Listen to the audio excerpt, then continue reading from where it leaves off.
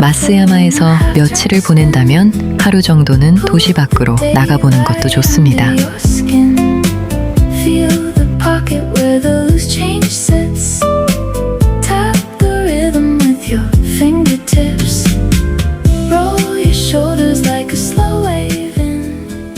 셋째 날 홋카이도 상점가의 아침 풍경입니다. 아침 도시락 가판대가 활기찹니다. 버스 투어를 앞두고 시간이 많이 남아 로프웨이 거리 근처의 오래된 키사텐에 들러 브런치를 먹기로 합니다. 붉은 벽돌 건물과 초록문이 인상적인 레트로한 커피하우스 코히카 나카렌카입니다. 따뜻한 커피, 토스트와 소박한 샐러드에 카페를 채우는 카펜터스의 LP 음악을 들으며 딸과 함께 1시간쯤 느긋하게 시간을 보냅니다. 조용히 나이 들어가는 노부부의 삶을 보여준 공간이었습니다. 마쓰야마의 가장 따뜻한 아침이었습니다. 카페를 나와 버스를 타러 내려가는 길, 로프웨이 거리에는 그냥 지나치기 어려운 상점들이 줄지어 있습니다. 작은 소품 가게로 들어갑니다. 요즘 부쩍 그릇 욕심이 많아졌습니다. 꽃이 그려진 일본식 작은 국그릇 4개와 샐러드 접시를 고릅니다. 여행지에서 만난 그릇은 그곳의 시간을 함께 담아오는 것 같습니다. 딸은 마쓰야마의 캐릭터 인형 하나를 골랐네요. 이번에는 감귤 주스 가게로 향합니다. 뜻밖의 우리를 맞이하는 것은 로봇 강아지 한 마리. 손님을 따라다니고 멍멍 짖기도 하고 꼬리를 흔들며 재롱을 부리는데 그 모습이 신기해서 한참을 바라봅니다. 버스를 타러 가는 짧은 길에 자꾸 발길을 붙잡는 것들이 생깁니다. 목적지보다 이런 사소한 유혹에 넘어가 보는 것도 즐겁습니다. 오전 11시 40분 홋카이도 미쓰코시 백화점 앞에서 딸이 예약해둔 에히메현 근교 투어를 시작합니다. 우치코 오즈 시모나다를 하루에 둘러보는 코스입니다. 우치코 고쇼지에 도착합니다. 절에 들어서기 전 손과 입을 씻어 말과 마음을 가다듬습니다. 일본의 오래된 예법이 인상적입니다. 딸은 부처님의 지혜를 바라며 머리를 쓰다듬고 나는 많이 걸어 아픈 발의 쾌유를 와불의 발바닥에 빌어봅니다. 드디어 고쇼지에 들어섭니다. 지금의 본당은 과거 화재로 소실된 후 다시 지어졌으며 거대한 녹나무를 사용하여 녹나무절이라는 친근한 별칭으로도 불린다고 합니다. 좌우 회랑과 전면 계단이 디귿자 형태로 웅장해 보입니다. 마을 높은 곳에 있어 우치코 마을의 고즈넉한 풍경이 한눈에 들어옵니다. 전통 목조 가옥의 내부와 원통형 백색 등롱의 그림이 어우러져 바람에 흔들리는 모습이 고즈넉한 분위기를 자아냅니다. 고쇼지를 뒤로 하고 마을로 내려옵니다. 날씨가 무척 덥습니다. 에도 시대의 흔적이 남은 우치코 전통 가옥거리를 걷다 보면 목납 상인 가미야가의 대저택에 도착합니다. 우치코가 목납 산업으로 번성하던 시절 목납을 만들고 팔던 상인의 집입니다. 1894년에 지어진 이 저택에는 주인이 생활하던 공간과 목납을 만들던 작업장, 창고가 함께 남아있어 당시 우치코 사람들의 삶을 보여주는 작은 역사관처럼 보입니다. 검게 유니벤 나무 기둥과 다다미방, 미닫이문 너머로 이어지는 공간들이 펼쳐집니다. 작은 정원이 액자처럼 들어옵니다. 마루의 처마 아래로 스며드는 빛, 돌과 나무, 계절을 품은 정원까지 자연을 생활 속으로 끌어들인 일본 전통 가옥의 아름다움이 가득합니다.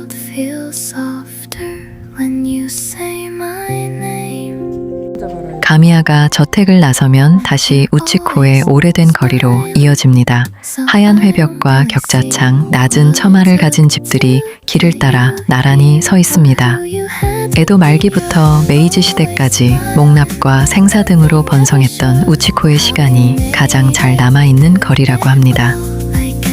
오래된 집에는 지금도 사람들이 살고 일부 가게가 문을 열고 관광객을 맞이합니다. 한여름의 우치코는 꽤나 뜨거웠습니다. 시원한 차 한 잔이 간절해질 즈음 딸이 베이커리 카페 샬뮤를 발견합니다. 밖에서 볼 때는 소박한 동네 빵집 같았는데 문을 열고 들어서니 분위기가 완전히 달라집니다. 따뜻한 나무의 질감이 살아있는 공간에 갓 구운 빵들과 고소하고 달큰한 냄새가 가게 안을 가득 채웁니다. 에그타르트 한 입에 더위에 지친 몸이 살아납니다. 옛날 우치코 마을에서 가장 번성했던 상가 건물을 그대로 보존해 만든 박물관이며 다가가면 말하는 마네킹들이 신기합니다.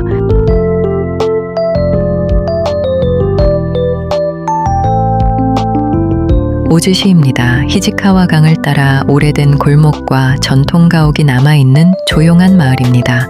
골목을 걸어 가류산장으로 향했습니다. 강가 절벽 위에 자리한 가류산장은 이끼 낀 돌과 나무, 정원 너머로 보이는 히지카와 강까지 풍경이 집 안으로 들어와 있는 듯 했습니다. 그곳에 있던 자연을 오래 바라보다가 집 한 채를 조심스럽게 놓은 듯 합니다. 잠시 앉아 있으면 여행 중이라는 사실도 잊게 되는 고요한 공간입니다. 가류산장을 나와 오래된 골목을 또 걷습니다. 한 카페에서 딸이 스즈메의 문단 속에 나오는 소타의 의자를 발견했습니다. 뜻밖의 장소에서 만나는 여행의 작은 재미였습니다. 날씨가 너무 더워 오즈성은 멀리 보이는 성을 바라보는 것으로 만족합니다. 시모나다 역에 왔습니다. 일본에서 바다와 가장 가까운 가니역 중 하나로 플랫폼 바로 앞에 세토네해의 탁 트인 바다가 펼쳐지는 아름다운 무인역입니다. 한여름 뙤약볕 아래 언덕을 올라가는데 땀은 비오듯 쏟아집니다. 역에 도착해서도 사람들은 저마다 기차 사진을 찍겠다고 줄을 서 기다리고 있습니다. 우리도 그들처럼 열심히 사진을 찍었습니다. 여행이 끝나고 사진을 다시 보았을 때 사진 속 시모나다역은 정말 아름다웠습니다. 뜨거웠던 햇볕도 얼굴을 타고 흐르던 땀도 사진에는 없었습니다. 그러자 기억마저 슬쩍 달라집니다. 그래, 시모나다 참 좋았지. 그렇게 마쓰야 마소도시 여행을 마무리합니다. 나흘째 마지막 아침입니다. 일본 가정식 백반집 스미루 식당을 찾아 나섭니다. 동네 사람들이 하루를 시작하는 평범한 식당입니다. 따뜻한 밥과 국, 소박한 반찬이 놓인 일본식 아침상. 역시 아침밥은 어머님들이 차려주는 밥이 제일 든든합니다. 여행지에서 먹는 밥인데도 집밥 같습니다. 잘 먹었습니다. 하는 인사가 절로 나오는 아침이었습니다. 다시 도고로 향합니다. 노면 전차를 타고 갑니다. 창밖으로 낮은 건물과 상점들, 지나가는 사람들, 골목과 골목 사이의 집들이 스쳐갑니다. 전차 창문을 사이에 두고 귀여운 작별 인사를 나누는 아이들의 표정이 정답습니다.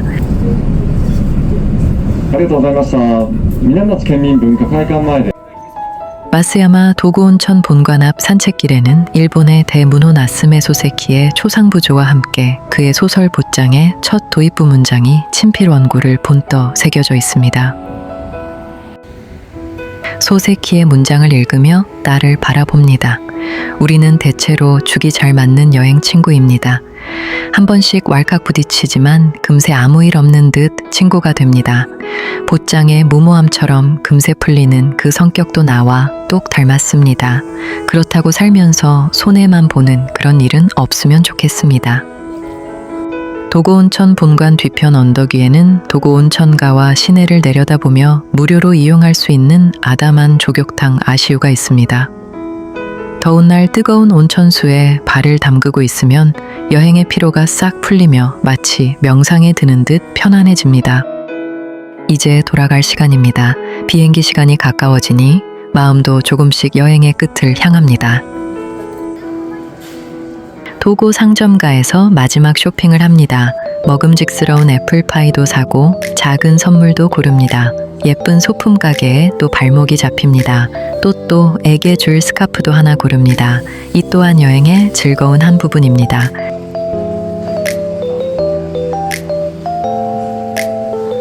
전차를 타고 숙소로 돌아갑니다.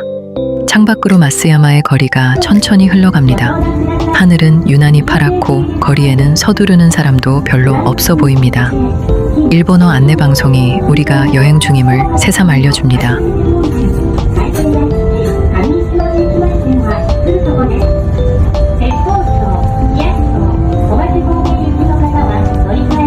마지막 점심은 백화점 1층 푸드홀에서 먹기로 합니다. 색색의 스시 앞에서는 또 한 번 마음을 빼앗깁니다. 딸과 함께한 3박 4일의 마쓰야마 여행도 순식간에 지나갔습니다. 이번 여행에서는 부쩍 더 어른스럽고 속 깊어진 딸을 만났습니다. 마쓰야마도 그랬습니다. 대단해서가 아니라 평범해서 좋았던 도시, 느린 전차와 골목, 천천히 흘러가는 일상 속에서 우리도 잠시 속도를 늦출 수 있었습니다. 딸과 함께한 마쓰야마의 여름, 또 하나의 깊고 소중한 추억을 마음에 새깁니다.